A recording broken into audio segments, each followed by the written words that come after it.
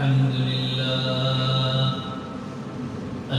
لله الذي نور قلوب العارفين بنور الإيمان وشرح الصدور الصادقين بالتوحيد والإيقان وصلى الله تعالى على خير خلقه محمد وآله وأصحابه أجمعين. يا أيها الغفلة والبطالة والغرور ويا أهل الجاه والمال والسرور فاذكروا فضيحة القيامة والصراط والنشور. ألا إن وعد الله حق فلا تغرنكم الحياة الدنيا ولا يغرنكم بالله الغرور. قال الله تعالى بعد أعوذ بالله من الشيطان الرجيم بسم الله الرحمن الرحيم. كنتم خير أمة أخرجت للناس تأمرون بالمعروف وتنهون عن المنكر وتؤمنون بالله.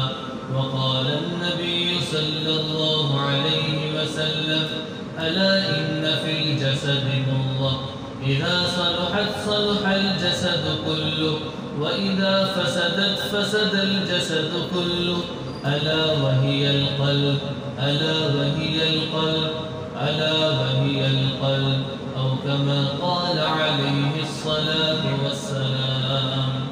سماعت بخاری والمشرف پڑھتے ہیں. اللهم صل على محمد وعلى آل محمد كما صليت على إبراهيم وعلى آل إبراهيم إنك حميد مجيد. اللهم بارك على محمد وعلى آل محمد كما باركت على إبراهيم وعلى آل إبراهيم إنك حميد مجيد. عزیزان محترم، آج کے جمعۃ المبارک میں خدمت خلق اور اس کی ضرورت اور اہمیت پر بات کی جائے گی کہ مخلوق کی خدمت کرنا قرآن و حدیث میں اس کی اہمیت کیا ہے اور اس پر اللہ رب العزت کے کیا کیا وعدے ہیں.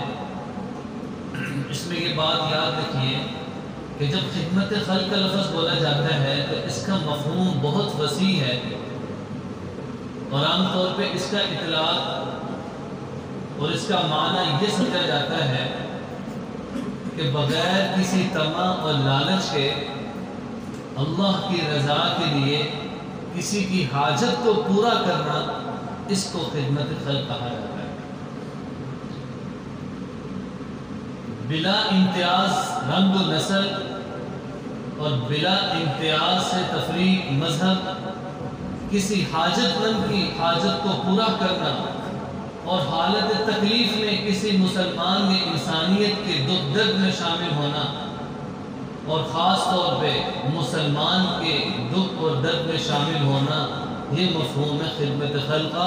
چاہے وہ مسلمان بھوک کی حالت میں ہو، چاہے وہ پیاسا ہو، چاہے وہ سیلاب کی وجہ سے مسلمان متاثر ہو، چاہے وہ زلزلے کی وجہ سے مسلمان متاثر ہوں، پوری امت مسلمہ کے دل کے اندر ایک احساس اور جذبہ ان مسلمان بھائیوں کے لیے پیدا ہونا ضروری ہے کہ جو سیلاب کی وجہ سے متاثر ہیں یا وہ بھوک اور پیاس کی حالت میں ہیں یا ان کے پاس پہننے کے لیے کپڑے نہیں ہیں.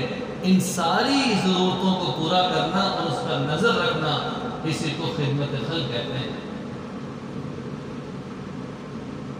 یاد رکھیے کہ خدمت خلق آج نہیں ہے بلکہ 1400 سال پہلے اگر ہم خلفائے راشدین اور صحابہ رضوان اللہ اجمعین کی زندگیوں میں اگر دیکھیں اور خود جناب رسول اللہ صلی اللہ علیہ وسلم نے جو امت مسلمہ کے سب سے بڑے محسن ہیں جن کو محسن کائنات کہا جاتا ہے، وہ بھی خدمت سے دریغ نہیں کرتے تھے.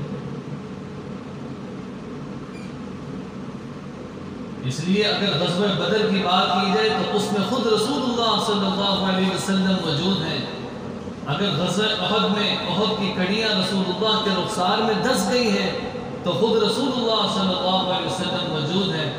اور اگر غزوہ خندق کا مناظر کو دیکھے جائیں تو کس طرح محسن کائنات اس دو جہاں کا سردار خود خندق میں اتر کر خندق کو کھود رہا ہے. اگر کوئی خدمت کسی بیوہ کی کرنی پڑ جائے اور وہ بیمار ہو، اس کے گھر میں جانا پڑے تو اس سے دریغ نہیں کیا. اگر کسی ایک صحابی عبد الرحمن بن عوف رضی اللہ عنہ نے یہ عرض کیا کہ یا رسول اللہ یہ چادر جو آپ کے جسم پہ ہے مجھے پسند ہے، فوراً اتار کر وہ چادر ان کو دے دیتے ہیں. خود اگر آپ صلی اللہ علیہ وسلم کی بات کی جائے تو پوری زندگی خدمت خلق سے بھری پڑی. اور پھر اگر ان کے جانشین صحابہ کے بارے میں بات کی جائے تو فرماتے ہیں حضرت عمر رضی اللہ عنہ سے روایت ہے کہ میں ایک مرتبہ مجھے پتہ چلا ایک بوڑھی ہے جو نبینہ ہے اور وہ لاچار ہے، معذور ہے، خود اپنے کام کاج نہیں کر سکتی. میں اس کی خدمت کو چلا. جب میں نے دیکھا کہ بڑھیا نے کپڑے بدلے ہوئے ہیں، نبینہ ہیں، اس کے مشکیزیں پانی سے بھرے ہوئے ہیں، پخانہ اس کا صاف ہے اور آئندہ کے لیے کپڑے تیار ہیں. میں بڑا متاثر ہوا کہ میں تو خود اس کی خدمت کے لیے آیا ہوں یا میرے سے بھی پہلے کی خدمت کر کے جا چکا. مسلم کی روایت کا مفہوم ہے. میں اگلے دن پھر حضرت عمر رضی اللہ عنہ نے ارادہ کیا کہ میں اگلے دن جلدی جاؤں گا اور اس بڑھیا کی خدمت کی سعادت میں حاصل کروں گا. جب دوسرے دن گئے تو دیکھا دوبارہ یہی حالت ہے کہ بڑھیا نے کپڑے بدلے ہیں، کھانا کھا چکی ہے، مشکیزیں پانی کے بھرے ہوئے ہیں. کہنے لگے آج میں نے نیت کی کہ رات تو میں ادھر ہی رکوں گا اور میں چھپ کر دیکھوں گا کہ یہ خدمت کی سعادت کون حاصل کرے. سو لہٰذا رات ادھر ہی رہے اور قیام کیا. اور جب صبح ہوئی دیکھا اندھیری میں ایک شخص آئے ہیں، اپنا منہ لپیٹے، انہوں نے عورت کے پخانے کو صاف کیا، اس کے کپڑے بدلوائے، اس کو کھانا کھلایا اور اس کے مشکیزیں پانی سے بھرے. میں نے دیکھا کہ وہ خلیفہ اول، وہ بعد البشر سب سے قیمتی شخص حضرت ابوبکر صدیق رضی اللہ عنہ ہے. ایسی خدمت خلق کا جذبہ ہے کہ سام کاٹتا ہے لیکن اپنے آپ کو حرکت نہیں دیتے. ان کی آنکھوں کے آنسوں سے آپ صلی اللہ علیہ وسلم بیدار ہو جاتے ہیں.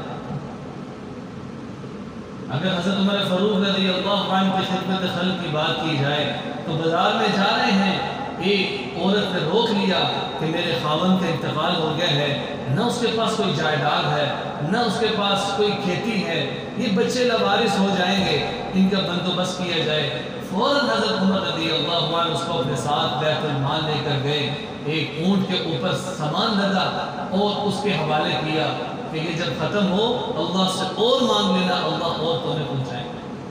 وہ واقعہ بے شمار دفعہ سنے ہیں. رات کو جا رہے ہیں، ایک عورت ہے، وہ سسکیاں لیتے ہوئے اس کے بچے ہیں، خود بیت المال سے غلام اسلم کو ساتھ لے کر ان کی حاجت کو پورا کریں. حضرت عثمان غنی رضی اللہ عنہ کی بات کی جائے تو فرمایا کہ مسلمانوں کے لیے سب سے بڑا مسئلہ جو پانی کا تھا وہ حل کروایا اور اپنے آپ کو پیش کر دیا کہ جتنے گھر بھی ہو خرید کر مسلمانوں کے لیے وقف کریں گے. حضرت علی رضی اللہ عنہ وہ ہیں جو ڈھال ہیں آپ صلی اللہ علیہ وسلم کے. ہر وقت آپ صلی اللہ علیہ وسلم کی جان پر ایک آنچ بھی آنے نہیں دیتے تھے. فوراً آپ صلی اللہ علیہ وسلم کے دفاع میں کھڑے ہوتے تھے، چاہے وہ جنگ بدر ہو چاہے وہ احد ہو. تو عزیزان محترم صحابہ رضوان اللہ اجمعین کی جو زندگی ہے وہ بھری پڑی ہے خدمت خلق سے. اگر کوئی کہتا ہے کہ میں خدمت خلق کیوں کروں، مجھے کیا مسئلہ ہے، میں تو ٹھیک ہوں، نہیں عزیزان محترم کو حدیث سامنے رکھنی پڑے گی کہ جو حضرت تمیم رضی اللہ سے روایت ہے المسلم کجسد واحد، کہ مسلمان تو ایک جسم کی مانند ہے. رشتہ کا میں اگر اس کے کسی ایک عضو میں درد ہوتی ہے تو پورے جسم میں درد ہے. اس امت مسلمہ میں ایک شخص پریشان ہے، مصیبت زدہ ہے، پریشانی میں ہے، تو باقیوں کے لیے اس کا مداوع کرنا، اس کے غم خوار بننا اور اس کی پریشانی میں اس کا ساتھ دینا، تاکہ یہ حقیقی مسلمان کی نشانی ہے. اسی لیے بہت ساری روایات میں اور جناب رسول اللہ صلی اللہ علیہ وسلم نے فرمایا کہ جو آدمی کسی مسلمان کی حاجت کو پورا کرے گا اللہ اس کی حاجتوں کو پورا کرے گا. مسلمان کی حاجت کو پورا کرنا کیا ہے کہ اس کے ساتھ خیر خواہی کی جائے، سو لہٰذا آپ صلی اللہ علیہ وسلم کی ایک روایت ہے، نعمان بن بشیر رضی اللہ سے ہے، الدین والنصیحہ، آپ صلی اللہ علیہ وسلم فرمائے کہ دین سلسل نصیحت ہے۔ صحابہ نے پوچھا یا رسول اللہ کس کے لیے؟ اور فرمایا للہ ولرسولہ ولأئمة المسلمین، اللہ کے لیے، اس کے رسول کے لیے اور مسلمانوں کے لیے۔ کیا مطلب نصیحت ہے؟ خیر خواہی ہے کہ مسلمان اپنے دوسرے مسلمان بھائی کو نقصان سے بچاتا ہے، اس کو شر سے بچاتا ہے، اس کو تکلیف سے بچاتا ہے، اس کی خیر خواہی کا جذبہ دل میں موجود ہو۔ اور میں کہ سب سے بڑی خیر خواہی کیا ہے کہ کسی کو نیکی پر لگا دینا، اور اس کے بعد کیا ہے کہ اس کو برائی سے روکنا، جس نے قرآن پاک کی آیت پڑھی ہے کنتم خیر امۃ اخرجت للناس، کہ خود اللہ نے فرمایا کہ تم بہترین امت ہو، تمہیں لوگوں کی نفع رسانی کے لیے نکالا گیا۔ کیوں؟ میں کہ تأمرون بالمعروف، اچھی باتوں کا حکم کرنا، وتنہون عن المنکر، اور برائی سے روکنا، یہ ان کا خاصہ ہے۔ میں کہ سب سے بڑی خیر خواہی یہ۔ آج میں کسی آدمی کے دنیا کے نقصان پہ تو پریشان ہوتا ہوں، دین کے نقصان پر بھی پریشان ہونا یہ بھی ضروری ہے۔ اس سے یہ نہ ہو کہ دنیا کے نقصان پورا کرتے کرتے اپنے دین کے نقصان کی جو فکر ہے وہ بالکل ختم ہو، ایسا نہیں۔ اسی طرح بہت ساری روایات میں ہے، آپ صلی اللہ علیہ وسلم نے حدیث قدسی میں ایک ارشاد فرمایا کہ اللہ رب العزت فرماتے ہیں یا ابن آدم ان مرضت فلم تعدنی، کہ اگر میں مریض ہوتا ہوں تو میری عیادت نہیں کرتا۔ صحابہ نے پوچھا یا رسول اللہ یہ کیا بات ہے؟ لمن، کیسے یا رب العالمین، کہ اللہ تو دو جہاں کا سردار ہے، یہ کیسی بات ہے کہ ہم اس کی عیادت نہیں کرتے؟ میں کہتی مراد یہ ہے کہ اللہ کا کوئی بندہ بیمار ہوتا ہے اس کی عیادت نہ کی جائے، تو اس کا اللہ فرما رہے ہیں کہ تم میری عیادت نہیں کرتے۔ اور آگے فرمایا ان تطعمنی، اگر میں بھوکا ہوتا ہوں تو مجھے کھانا کھلاؤ۔ پھر صحابہ نے پوچھا یا رسول اللہ یہ کیا بات ہے؟ میں کہ تمہارے پاس کوئی بھوکا آئے تم اس کی حاجت کو پورا نہ کرو، تم اس کو کھانا نہ کھلاؤ، تو یہ ایسے ہی ہے جیسے اللہ کو نہ کھانا کھلانا ہے۔ جیسے میں کہ جو مسلمان کی حاجت پورا کرے گا اللہ اس کی حاجت کو پورا کرے گا۔ تو اس لیے دین اور نصیحت سے مراد وہ خیر خواہی کا جذبہ ہے جو مسلمانوں کے دل کے اندر دوسرے مسلمان کے لیے موجود ہوتا ہے، اور یہ جذبہ ہر وقت رہنا ضروری ہے۔ عبداللہ بن عمر رضی اللہ عنہ سے روایت ہے، ایک مرتبہ کھانا کھانے لگے، غلام موجود نہیں تھا، میں کہ غلام کو بلاؤ، میں اس کے ساتھ کھانا کھاؤں گا اور میں برابری کروں گا۔ ہمیں یہ حکم دیا ہے کہ ہمارے جو ماتحت ہیں ان کا ہم کھانا نہ روکیں۔ اس لیے یہ جو جذبہ ہے خدمت کا، یہ خلفائے راشدین اور صحابہ رضوان اللہ اجمعین، ایک یہودی آیا آپ صلی اللہ علیہ وسلم کے مجلس میں، لیکن جب وہ آنا چھوڑ گیا آپ صلی اللہ علیہ وسلم اس کے گھر تشریف لے گئے اور کہا کہ کلمہ پڑھ لو۔ وہ اپنے والد کی طرف دیکھنے لگا، والد نے کہا یہ جو کہتے ہیں کر لو، کلمہ پڑھا۔ آپ صلی اللہ علیہ وسلم نہایت خوش ہوئے کہ میرا جو ایک امتی ہے وہ جہنم کی آگ سے بچ کر ہمیشہ ہمیشہ کے لیے جنت میں جانے والا بن گیا۔ اس لیے عزیزان محترم، مسلمان کی حاجت کو پورا کرنا، اس کی غمخواری میں اس کا ساتھ دینا، میں کہ یہ حقیقی مسلمان۔ پھر اسی طرح تیسری حدیث میں آپ صلی اللہ علیہ وسلم نے فرمایا کہ البر حسن الخلق والاثم ما حاك في صدرك وكرهت ان يطلع عليه الناس۔ آپ صلی اللہ علیہ وسلم نیکی اور برائی کو سمجھایا کہ نیکی کیا ہے اور گناہ کیا ہے۔ میں کہ نیکی خوش خلق ہے کہ جب آدمی نیکی کرے تو اس کا دل مطمئن ہو جائے، نماز پڑھے تو دل مطمئن ہے، صدقہ خیرات کرے تو دل مطمئن ہے، زکوٰۃ ادا کرے تو دل مطمئن ہو جائے۔ یہ نیکی ہے کہ نیکی انسان کو خوش کرتی ہے دل ہی دل میں۔ اور پھر میں وَالْإِثْمُ مَا حَاكَ فِي صَدْرِكَ وَكَرِهْتَ أَن يَطَّلِعَ عَلَيْهِ النَّاسُ، اور گناہ کیا ہے جو تمہارے دل میں کھٹکے اور تم یہ ناپسند کرو کہ لوگوں کو اس کا پتہ چل۔ اب گناہ کیا ہے کہ میں کر رہا ہوں اور میں ڈرتا ہوں کہ لوگوں کو اس کا پتہ نہ چل جائے، نہ کہ یہی گناہ کے ڈر ہے۔ لیکن اگر نیکی کر کے اس کو خوشی نہیں ہوئی اور گناہ کر لیا لیکن اس کو کوئی پریشانی اور یہ غمگین نہیں ہوا، تو میں کہ یہ یقین کے کمزور ہونے کی علامت ہے۔ اور جب نیکی کر رہا ہے خوش ہو رہا ہے، اور اگر خدا نہ خواستہ گناہ ہو گیا تو یہ پریشان ہو گیا، اللہ سے معافی مانگنے لگ گیا، میں کہ یہ یقین کے صحیح ہونے کی علامت ہے، اس لیے کہ خود اللہ نے فرمایا اے ابن آدم لو بلغت ذنوبك عنان السماء ثم استغفرتني غفرت لك ولا ابالي، اے ابن آدم تو مجھ سے معافی مانگ میں تیرے گناہوں کو معاف فرما دوں۔ لو بلغت ذنوبك عنان السماء، اگر سمندر کے جھاگ کے برابر بھی تیرے گناہ ہوئے، ثم استغفرتنی پھر تم مجھ سے معافی مانگے گا، غفرت لك ولا ابالي میں تیرے گناہوں کو معاف کر دوں گا، مجھے اس کی کوئی پرواہ نہیں۔ اس لیے عزیزان محترم خدمت خلق کا جذبہ اس وقت پیدا ہوتا ہے کہ جب دل کا یقین اللہ کی ذات پر ہو، اور جب دل سے اللہ کے احکامات کی اس کے اندر پورا کرنے کا جذبہ ہو، اور جب جذبہ موجود ہوگا پھر یہ کسی مسلمان کی تکلیف کو بھی پورا کرے گا، دور کرے گا، اس کی حاجت کو پورا کرے گا۔ اگر کوئی ایسا مسلمان ہے جس کے پاس کپڑے نہیں ہیں تو اس کو کپڑے دے گا، بھوک پیاس کی حالت میں ہے تو اس کو کھانا کھلائے گا، اور اگر وہ حاجت مند ہے تو اس کی ہر قسم کی حاجت کو پورا کرنا اپنی سعادت سمجھے گا۔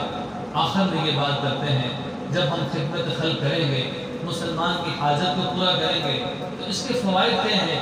سب سے پہلی چیز یہ ہے کہ خدمت خلق سے فرد کی تربیت کا ذریعہ ہے کہ جب کسی مسلمان کی حاجت کو پورا کریں گے تو اس سے خود اپنے دل کے اندر ایک جذبہ اور ایک احساس پیدا ہوگا دوسرے مسلمانوں کے لیے، اور اللہ کی اطاعت کا جذبہ ہوگا۔